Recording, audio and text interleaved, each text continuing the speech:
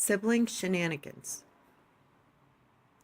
I don't know who first came up with the bright idea of hiding in the bathroom when our donna, or la bonne as we called her, had to go, but I do know that I look back on that event with a fair degree of shame. Her name was Josefa, and she was one of many domestic assistants who faithfully reported to our house each day to relieve my mother of much of the drudgery involved in managing a family of 8. Solid and stolid, dressed in black from rubber-soled shoes to onyx earrings, she resolutely plodded from one duty to another without complaint, but without much cheer either. This demeanor might have been because her culture required a year of mourning for each relative who passed, no matter how distant, and usually before that year was up, another relative had gone on to meet their maker, and the cycle of wearing black had to start over. Or it might just have been because my and my siblings' shenanigans, or bêtises as such behavior was called in the country where we lived, made Josefa very, very weary. I should mention that we really didn't know what language Josefa spoke.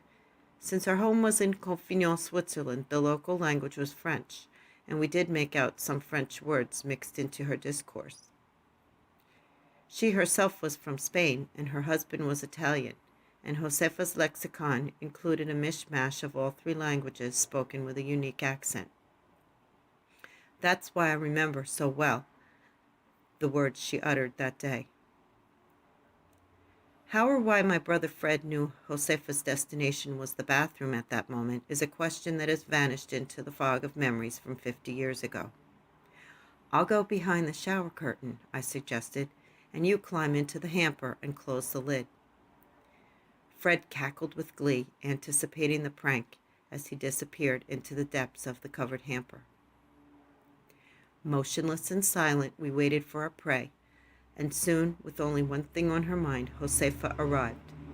She closed the door and headed purposefully to the toilet, turned around, and hoisted her black skirt and slip. I caught only a glimpse of her stocky legs, undershorts, and opaque black stockings before Fred and I burst out of hiding, hollering, "Surprise!" Poor Josefa froze in mid-motion, hands still in her waistband. She didn't seem to know whether to laugh or cry, but obviously felt obligated to rebuke us. As we snickered and shrieked and bolted out of the bathroom, we heard her famous words, half Italian, half French, with a Castilian accent, words which have become a family catchphrase, signifying the need for a trip to the bathroom. Moi voglio fare pipì!" As I said, our bêtises that day filled me with shame and regret, and whenever I go into a bathroom now, I check behind the shower curtain before I take care of business.